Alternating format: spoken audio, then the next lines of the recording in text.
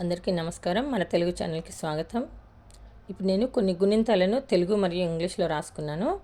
అవి మీకు చదవడానికి వినడానికి సులభంగా ఈజీగా ఉంటాయి. అవి ఎలా చదవాలో చూద్దాం. కా, కాకు నేను కేఏ రాశాను. కేఏ కా, కాకు దీర్ఘమిస్తే కా. కేఏఏ కా, కా గుడిస్తే కి. కేఐ కి అని రాసుకున్నాను. కా గుడి దీర్ఘమిస్తే కీ. కేఈఈ కీ, కా కొమ్మిస్తే కు. కేయు కు, కాకు కొమ్ము దీర్ఘమిస్తే కు. కేఓఓ కు, కాకు రుత్వమిస్తే కృ. కేఆర్యు కృ, కాకు రుత్తన దీర్ఘమిస్తే కృ. కేఆర్ఓఓ కృ, కాకేత్వమిస్తే కే. కేఈ కే అని రాశాను. కాకెత్తన దీర్ఘమిస్తే కే. కేఈ కే అనే రాశాను. కాకైత్వమిస్తే కై. కేఏఐ కై, కాకు ఒత్వమిస్తే కో. కేఓ కో, కాకు ఉత్తన దీర్ఘమిస్తే కో అంటే కేఓనే రాశాను. కేఓ కో, కాకు ఔత్వమిస్తే కౌ. కేఓడబ్ల్యూ కౌ, కాకు సున్నా పెడితే కమ్. కేఏఎం కమ్ అని రాశాను. కాకు 2 సున్నాలు పెడితే కహ. కేఏహెచ్ఏ కహ. రెండవ గుణితం గా.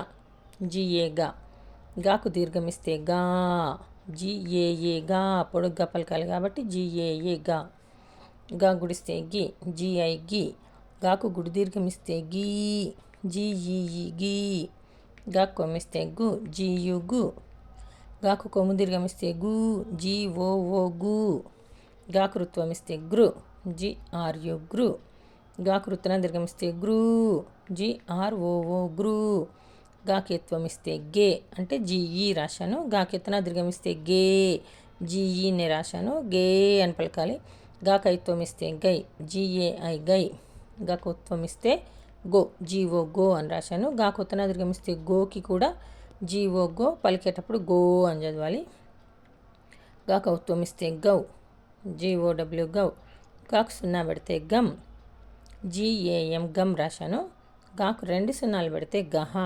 జిఏహెచ్ఏ అని రాశాను. ఈ వీడియో కనుక మీకు నచ్చినట్లయితే లైక్ చేయండి, షేర్ చేయండి, సబ్స్క్రైబ్ చేయండి. ధన్యవాదాలు. ఇలాంటి వీడియోలు నా ఛానల్లో మీకు చాలా దొరుకుతాయి. సులభంగా నేర్చుకోవచ్చు.